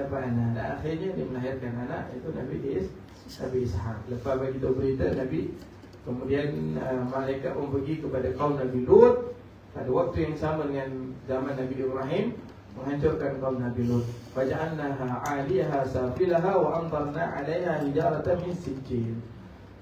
Kami jadikan atasnya 'aliyaha, atasnya, kami jadikan atasnya tempat kaum Nabi Lut itu, atasnya itu dia jadi bawah. Dan kemudian kami campakkan batu daripada sijil, daripada neraka. Malaikat angkat sampai, kalau di dalam tafsir Maqatil mengatakan, bahawasanya hatta sami'a ahlus sama' sautud diqa, sehingga penduduk langit daripada malaikat mendengar kedekatannya kampung tersebut dan naik sampai ke langit. Mereka dengar suara burung, suara ayam yang berkokok waktu ketika itu. Tingginya diangkat dan kemudian dihukumankan kaum Nabi Lut. Nabi pernah lalu di tempat tersebut, Nabi lagi laju, jalan laju. Ke mana Nabi pergi ke peperangan Tabuk, kalau tak silap saya. Dan Nabi jalan laju, Nabi tak bagi sahabat minum air kat situ, sebab bila dah dijatuh balik dia jadi berlekuk. Dan bila dia berlekuk tu, tempat tu dia tempat kaum Nabi Lut tu, dia jadi laut mati. Laut yang garamnya itu tinggi, kadar garam itu sampai orang kalau masuk air itu tak tenggelam, kena mata sakit. Jadi kalau siapa pergi situ, dia ada signboard kalau nak berenang tu biar terbalik macam ni supaya tak masuk air kat mata. Tapi hukumnya makruh sebenarnya duduk di tempat-tempat macam tu, kecuali kalau kita pergi untuk mengambil ibrah, bukan pergi berseronok-seronok, ambil ibrah. Baik, kemudian selepas lahirnya Nabi Ishaq, Nabi Ibrahim meninggal, dikebumikan oleh Nabi Ishaq dan Nabi Ismail di Palestin, di satu kampung Habron yang sekarang ini dipanggil Qaryah Khalil. Ini kampung Khalil. Khalil itu Nabi Ibrahim lah yang mengembalikan kubur tersebut selepas beberapa tahun lamanya. Yang buat balik kubur tersebut, yang memberitahu kubur tersebut, membina balik kubur tersebut adalah Nabi Sulaiman. Ketika mana pemerintahan Nabi Sulaiman bin Nabi Daud, beliau bina balik kubur tersebut, itu kubur Nabi Ibrahim, yang di sisinya ada Nabi Yaqub dan juga Nabi Ishaq. Disebutkan di situ kan, siapa yang dah pergi ke Palestin. Itu sedikit pengenalan kita kepada Nabi Ibrahim. Nabi Ibrahim dia sentiasa berdoa walaupun umur dah 90 tahun. Jadi kita pun sentiasa berdoa. Kalau hajat kita Allah tak bagi, kita buat usaha kita. Ibadah kita hanyalah berdoa. Rabbi habli minas salihin. Seorang lagi siapa yang berdoa, yang diberikan anak oleh Allah ketika umurnya dah tua juga. Siapa? Nabi Zakaria. Nabi Zakaria didoa kepada Allah, dia mengatakan Rabbi la tazarni fardan wa anta khairul warithin. Lalu Allah Ta'ala berikan anak Yahya. Di mana tempat yang disuruh oleh Allah akan Nabi Zakaria berdoa? Di mana? Di mihrabnya Sayyidatina Maryam. Hunalika da'a Zakaria Rabbah. Wahai Zakaria, di sini kamu doa kepada Tuhanmu. Nalika da'a Zakaria Rabbah qala habli min ladunka dzurriyyatan thayyibah. Ya Allah, anugerahkan aku zuriat yang thayyibah, innaka sami'ud du'a. Lepas dia doa, malaikat datang. Fanadatul malaikatu wa huwa qa'imun bil mihrab anna Allah yubashshiruka bi ghulamin ismuhu Yahya. Anaknya Yahya. Itu anaknya Nabi Zakaria. Itu beza Nabi kita dengan Nabi Muhammad sallallahu alaihi wasallam. Jadi Nabi Ibrahim ini terhijab dengan Namrud. Nabi kita terhijab 4 kali. Dengan hijab-hijab yang dibawa oleh Allah Subhanahu wa ta'ala, dijadikan kepada orang-orang yang melawan Nabi kita Muhammad sallallahu alaihi wasallam. Wa idza qara'ta al-Qur'an ja'alna bainaka wa bainal ladzina la yu'minuna bil akhirati hijaban mastura. Apabila kamu membaca Al-Quran, wahai Muhammad, kami jadikan perasaan ingkar dan hasad dengki orang yang tidak beriman kepada hari akhirat itu sebagai dinding yang tidak dapat dilihat, yang menyekat mereka daripada memahami bacaan. Penjelasan makna hijab ini dapat diketahui jika kita melihat kepada peristiwa hijrah dan perancangan golongan kufar, serta Allah membalas tipu daya mereka ke atas diri mereka sendiri, iaitu ketika mana mereka merancang untuk membunuh Nabi Muhammad. Nabi keluar macam mana? Keluar daripada rumah yang digantikan Sayyidina Ali. Sayyidina Ali tu Nabi suruh ganti tu bersebab. Kalau tak ganti, keluar sekali pun tak ada masalah. Sebab apa Nabi suruh Sayyidina Ali ganti di tempat tersebut? Mewakilkan kepada Rasulullah, mewakilkan kepada Sayyidina Ali agar dia lambat, bagi Rasulullah keluar dulu, agar Sayyidina Ali dapat mengembalikan harta-harta orang kafir yang disimpan kepada Nabi Muhammad sallallahu alaihi wasallam. Orang kafir Quraisy, mereka tak beriman dengan Nabi Muhammad, tapi bab harta mereka percaya kalau simpan dekat Nabi Muhammad tak hilang.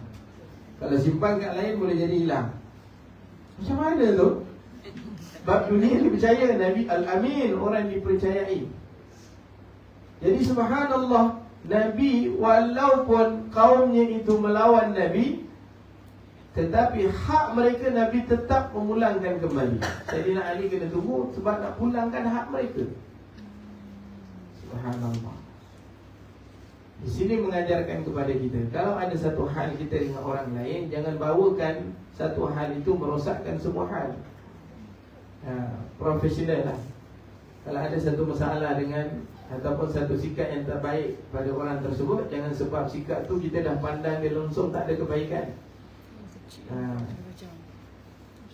Nabi kita Muhammad SAW, dia pandai membahagikan keadaan. Ini hak ni kena buat. Yang ini berkenaan urusan akidah, lari dulu.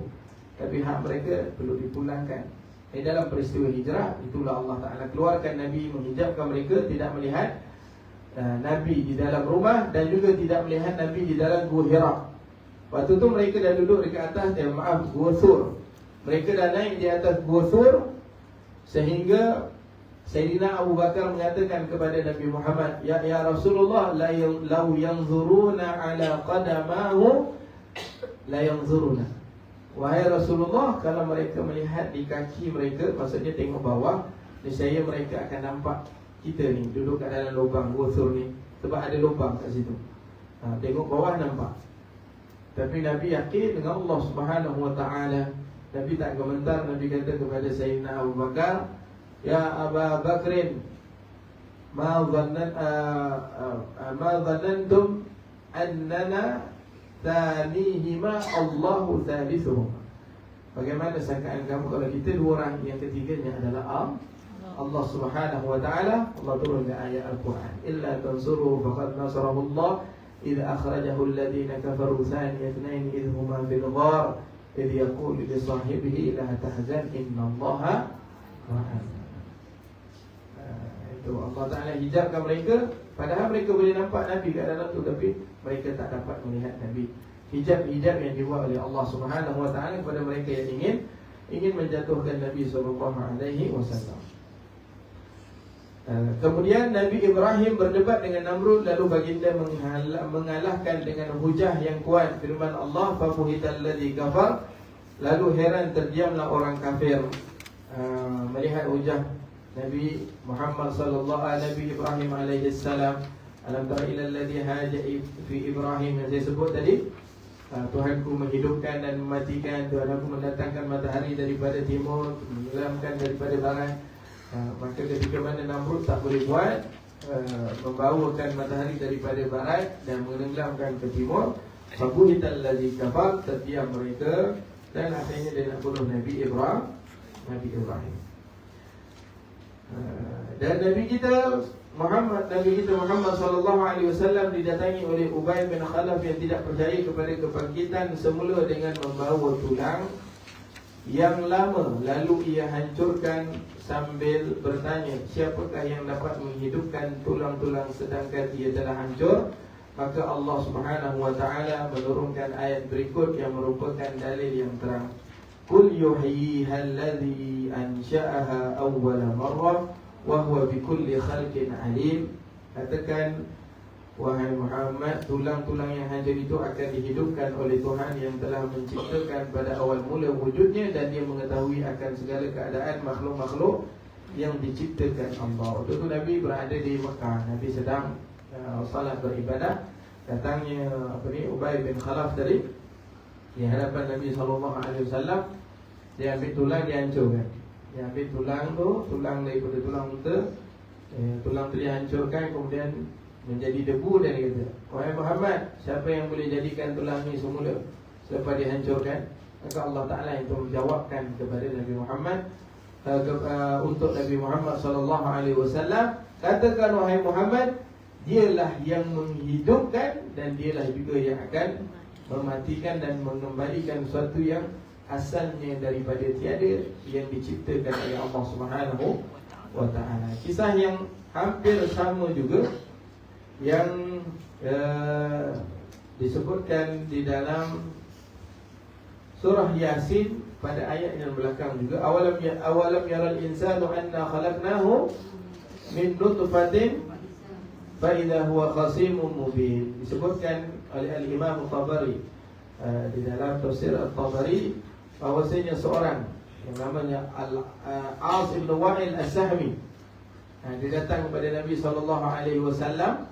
Dia melakukan perkara yang sama, menghancurkan tulang tersebut, mengatakan kepada Nabi SAW, siapa yang menghidupkan, maka Allah Ta'ala tolong jawabkan untuk Nabi, awalam yaral insanu anna khalaqnahu min nutfatin fa idza huwa khasimun mubin.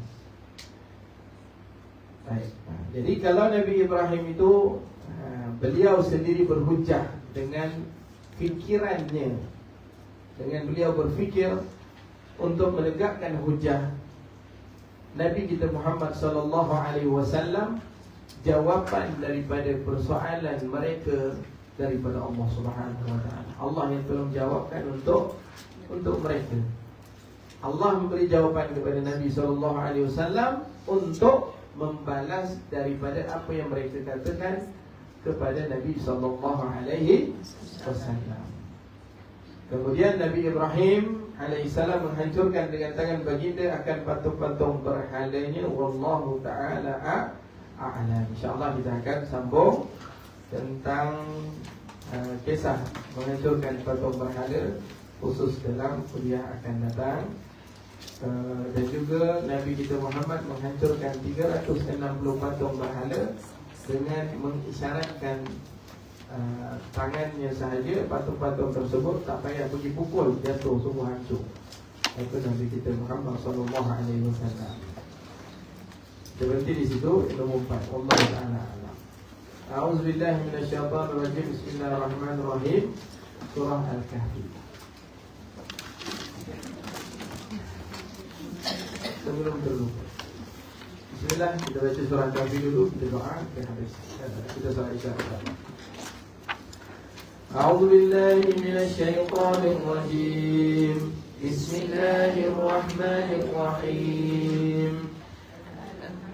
الحمد لله الذي أنزل على عبده الكتاب ولم يجعل له عوجا قيما لينذر بأسا شديدا من لدنه ويبشر المؤمنين الذين يعملون الصالحات أن لهم أجرا حسنا ماكثين فيه أبدا وينذر الذين قالوا اتخذ الله ولدا ما لهم به من علم ولا لآبائهم كبرت كلمة تخرج من أفواههم إن يقولون إلا كذبا فلعلك باغع نفسك على آثارهم إن لم يؤمنوا بهذا الحديث أسفا إنا جعلنا ما على الأرض زينة لها لنبلوهم أيهم أحسن عملا وإنا لجاعلون ما عليها صعيدا جرزا أم حسبت أن أصحاب الكهف والرقيم كانوا من آياتنا عجبا إذ أوى الفتية إلى الكهف فقالوا ربنا آتنا من لدنك رحمة وهيئ لنا من أمرنا رشدا فضربنا على آذانهم في الكهف سنين عددا ثم بعثناهم لنعلم أي الحزبين أحصى لما لبثوا أمدا نحن نقص عليك نبأهم بالحق إنهم فتية آمنوا بربهم وزدناهم هدى وربطنا على قلوبهم إذ قاموا فقالوا ربنا رب السماوات والأرض لن ندعو من دونه إلها لقد قلنا إذا شططا هؤلاء قوم اتخذوا من دونه آلهة لولا يأتون عليهم بسلطان بين فمن أظلم ممن افترى على الله كذبا وإذ اعتزلتموهم وما يعبدون إلا الله فأووا إلى الكهف ينشر لكم ربكم من رحمته ويهيئ لكم من أمركم مرفقا وترى الشمس إذا طلعت تزاور عن كهفهم ذات اليمين وإذا غربت تغرضهم ذات الشمال وهم في فجوة منه ذلك من آيات الله من يهد الله فهو مهتد ومن يضلل فلن تجد له وليا مرشدا وتحسبهم أيقاظا وهم رقود ونقلبهم ذات اليمين وذات الشمال وكلبهم باسط ذراعيه بالوصيد لو اطلعت عليهم لوليت منهم فرارا ولوليت منهم رعبا وكذلك بعثناهم يتساءلوا بينهم قال قائل منهم كم لبثتم قالوا لبثنا يوما أو بعض يوم قالوا ربكم أعلم بما لبثتم فابعثوا أحدكم بورقكم هذه إلى المدينة فلينظر أيها أزكى طعاما فليأتكم برزق منه وليتلطف ولا يشعرن بكم أحدا إنهم إن يظهروا عليكم يرجموكم أو يعيدوكم في ملتهم ولن تفلحوا إذا أبدا وكذلك أنزلنا عليهم ليعلموا أن وعد الله حق وأن الساعة لا ريب فيها إذ يتنازعون بينهم أمرهم وقالوا ابنوا عليهم بنيانا ربهم أعلم بهم قال الذين غلبوا على أمرهم لنتخذن عليهم مسجدا سيقولون ثلاثة رابعهم كلبهم ويقولون خمسة سادسهم كلبهم رجما بالغيب ويقولون سبعة وثامنهم كلبهم قل ربي أعلم بعدتهم ما يعلمهم إلا قليل فلا تمار فيهم إلا مراء ظاهرا ولا تستفت فيهم منهم أحدا ولا تقولن لشيء إني فاعل ذلك غدا إلا أن يشاء الله واذكر ربك إذا نسيت وقل عسى أن يهديني ربي لأقرب من هذا رشدا ولبثوا في كهفهم 300 سنين وازدادوا 9 قل الله أعلم بما لبثوا له غيب السماوات والأرض أبصر به وأسمع ما لهم من دونه من ولي ولا يشرك في حكمه أحدا واتل ما أوحي إليك من كتاب ربك لا مبدل لكلماته ولن تجد من دونه ملتحدا واصبر نفسك مع الذين يدعون ربهم بالغداة والعشي يريدون وجهه ولا تعد عيناك عنهم تريد زينة الحياة الدنيا ولا تطع من أغفلنا قلبه عن ذكرنا واتبع هواه وكان أمره فرطا وقل الحق من ربكم فمن شاء فليؤمن ومن شاء فليكفر إنا أعتدنا للظالمين نارا أحاط بهم سرادقها وإن يستغيثوا يغاثوا بماء كالمهل يشفي الوجوه بئس الشراب وساءت مرتفقا إن الذين آمنوا وعملوا الصالحات إنا لا نضيع أجر من أحسن عملا أولئك لهم جنات عدن تجري من تحتهم الأنهار يحلون فيها من أساور من ذهب ويلبسون ثيابا خضرا من سندس واستبرق متكئين فيها على الأرائك نعم الثواب وحسنت مرتفقا واضرب لهم مثلا رجلين جعلنا لأهلهما جنتين من أعناب وأنبتناهما بنخل وجعلنا بينهما زرعا كلتا الجنتين آتت أكلها ولم تظلم منه شيئا وفجرنا خلالهما نهرا وكان له ثمر فقال لصاحبه وهو يحاوره أنا أكثر منك مالا وأعز نفرا ودخل جنته وهو ظالم لنفسه قال ما أظن أن تبيد هذه أبدا وما أظن الساعة قائمة ولئن رددت إلى ربي لأجدن خيرا منها منقلبا قال له صاحبه وهو يحاوره أكفرت بالذي خلقك من تراب ثم من نطفة ثم سواك رجلا لكنه الله ربي ولا أشرك بربي أحدا ولولا إذ دخلت جنتك قلت ما شاء الله لا قوة إلا بالله إن ترني أنا أقل منك مالا وولدا فعسى ربي أن يؤتيني خيرا من جناتك ويرسل عليها حسبانا من السماء وتصبح صعيدا زلقا أو يصبح ماؤها غورا فلا يستطيع علاه طلبا وأغني طبسيه فأصبح يقلب كفيه على ما أنفق فيها وهي خاوية على عروشها ويقول يا ليتني لم أشرك بربي أحدا ولم تكن له فئة ينصرونه من دون الله وما كان منتصرا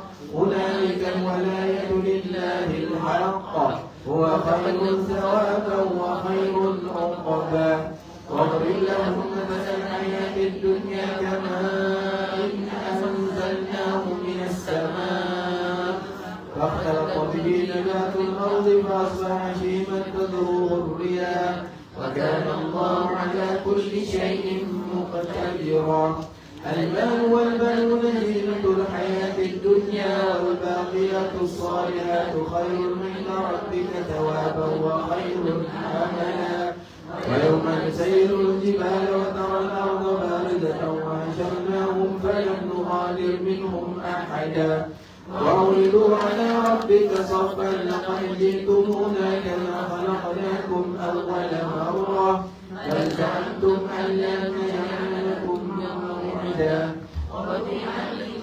فترى المجرمين مشفقين مما فيه ويقولون يا ويلتنا ما لهذا الكتاب لا يغادر صغيرة ولا كبيرة إلا أحصاها ووجدوا ما عملوا حاضرا فلا يظلم ربك أحدا وإذ قلنا للملائكة اسجدوا لآدم فسجدوا إلا إبليس كان من الجن ففسق عن أمر ربه أفتتخذونه وذريته أولياء من دوني وهم لكم عدو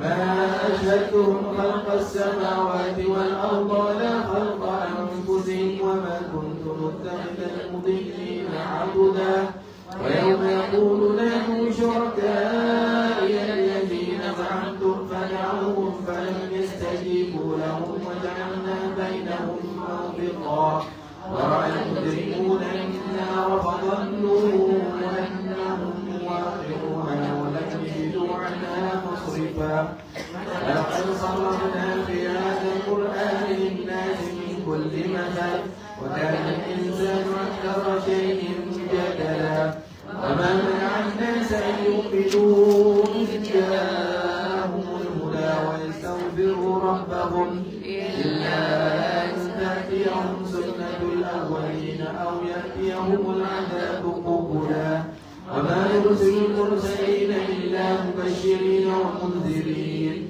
ويجادل الذين كفروا بالباطل ليدحضوا به الحق واتخذوا آياتي وما أنذروا هزوا ومن أظلم ممن ذكر بآيات ربه فأعرض عنها ونسي ما قدمت يداه إنا جعلنا على قلوبهم أكنة أن يفقهوه وفي آذانهم وقرا وإن تدعوهم إلى الهدى فلن يهتدوا إذا أبدا وربك الغفور ذو الرحمة لولا أخذهم بما كسبوا لعجل لهم العذاب بل لهم موعد لن يجدوا من دونه موئلا وتلك القرى أهلكناهم لما ظلموا وجعلنا لمهلكهم موعدا وإذ قال موسى لفتاه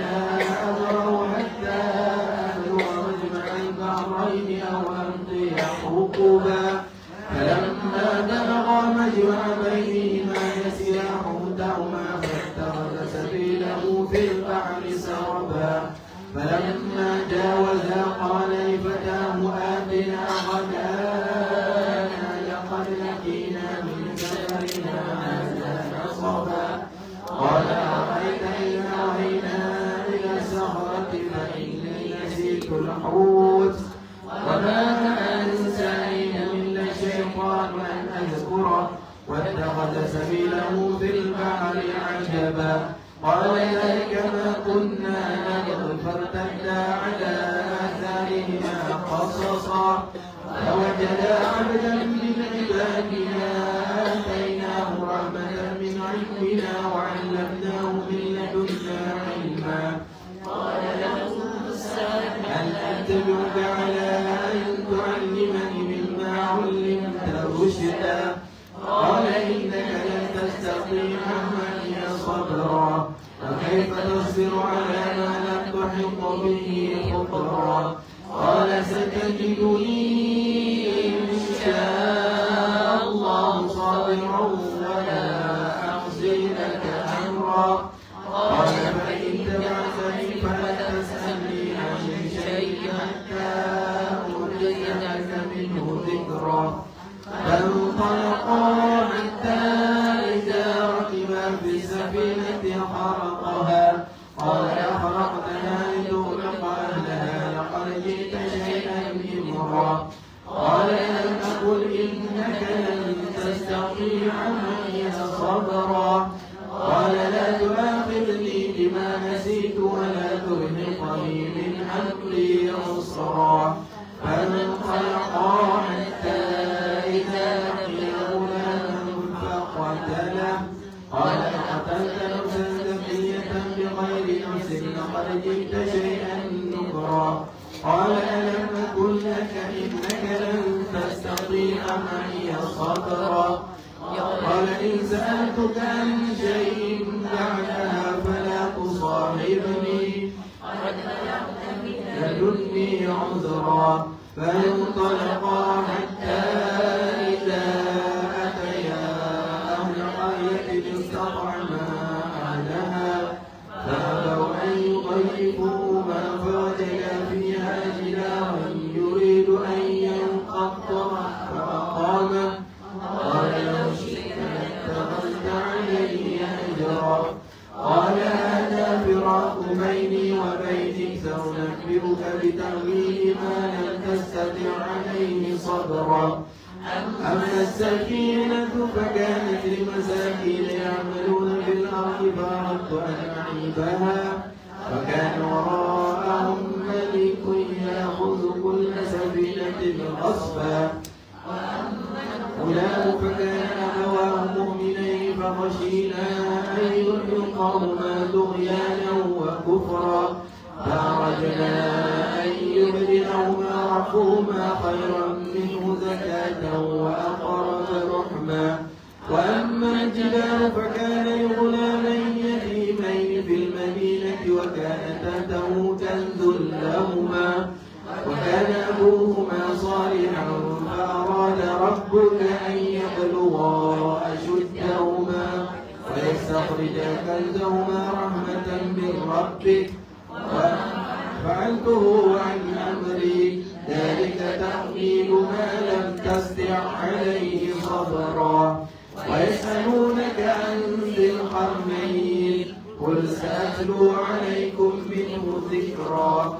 إنا مكنا له في الأرض وآتيناه من كل شيء سببا فأتبع سببا حتى إذا بلغ مغرب الشمس وجدها تغرب في عين حمئة ووجد عندها قوما قلنا يا ذا القرنين إما أن تعذب وإما أن تتخذ فيهم حسنا. قال أما من ظلم فسوف نعذبه ثم يرد إلى ربه فيعذبه عذابا نكرا. وأما من آمن وعمل صالحا فله جزاء الحسنى وسنقول له من أمرنا يسرا. ثم أتبع سببا حتى إذا بلغ مطلع الشمس وجدها تطلع على قوم لم نجعل لهم من دونها سترا. كذلك وقد أحطنا بما لديه خبرا. ثم أتبع سببا حتى إذا بلغ بين السدين وجد من دونهما قوما لا يكادون يفقهون قولا. قالوا يا ذا القرنين إن يأجوج ومأجوج مفسدون في الأرض فهل نجعل لك خرجا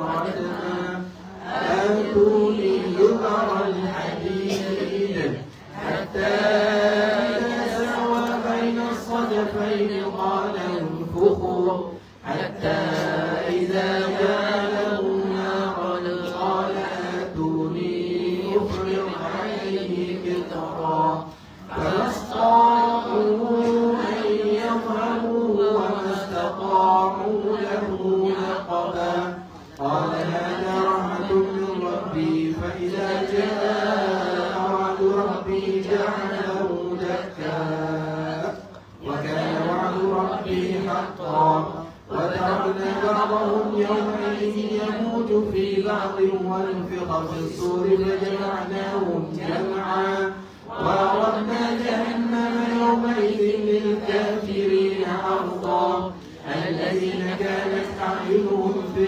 غطاء عن ذكري وكانوا لا يستطيعون سمعا أفحسب الذين كفروا أن يتخذوا عبادي من دوني أولياء إنا أعتدنا جهنم للكافرين نزلا ننبئكم بالأخسرين أعمالا الذين ضل سعيهم في الحياة الدنيا وهم يحسبون أنهم يحسنون صنعا أولئك الذين كفروا بآيات ربهم ولقائهم فحبطت أعمالهم فلا نقيم لهم يوم القيامة وزنا ذلك جزاؤهم جهنم بما كفروا واتخذوا آياتي ورسلي هزوا إن الذين آمنوا وعملوا الصالحات كانت لهم جنات الفردوس نزلا خالدين فيها لا يبغون عنها حولا قل لو كان البحر مدادا لكلمات ربي لنفد البحر قبل أن تنفد كلمات ربي ولو جئنا بمثله مددا قل إنما أنا بشر مثلكم يوحى إلي أنما إلهكم إله واحد فمن كان يرجو لقاء ربه فليعمل عملا صالحا ولا يشرك بعبادة ربه أحدا صدق الله العظيم. اللهم صل وسلم على سيدنا محمد نور الكساري ومالك الجاري واجمعنا به في كل أقوال وعلى آله وصحبه أجمعين. اللهم صل وسلم على سيدنا محمد وعلى صلاة تغفر بها الذنوب وتصلح بها القلوب وتنطلق بها العصوب وتلين بها الصعوب وعلى آله وصحبه ومن إليه منسوبا. اللهم ارحمنا بالقرآن واجعله لنا إماما ونورا وهدى ورحمة. اللهم ذكرنا منه ما نسينا وعلمنا منه ما جهلنا وارزقنا تلاوته آناء الليل وأطراف النهار واجعله لنا حجة يا أرحم الراحمين. اللهم اجعل جمعنا جمعا مرحوما وتفرقنا من بعده تفرقا معصوما ولا تجعل فينا ولا من حوالينا شقيا ولا محروما. اللهم ارزقنا رؤية نبينا محمد صلى الله عليه وسلم في المنام واليقظة. اللهم إنا نسألك حبه وحب ما يحب وحب عملا تقربنا إليك زلفى. ربنا آتنا في الدنيا حسنة وفي الآخرة حسنة وقنا عذاب النار. وصلى الله على سيدنا محمد وعلى آله وصحبه وسلم. الحمد لله رب العالمين. قبل الله منكم.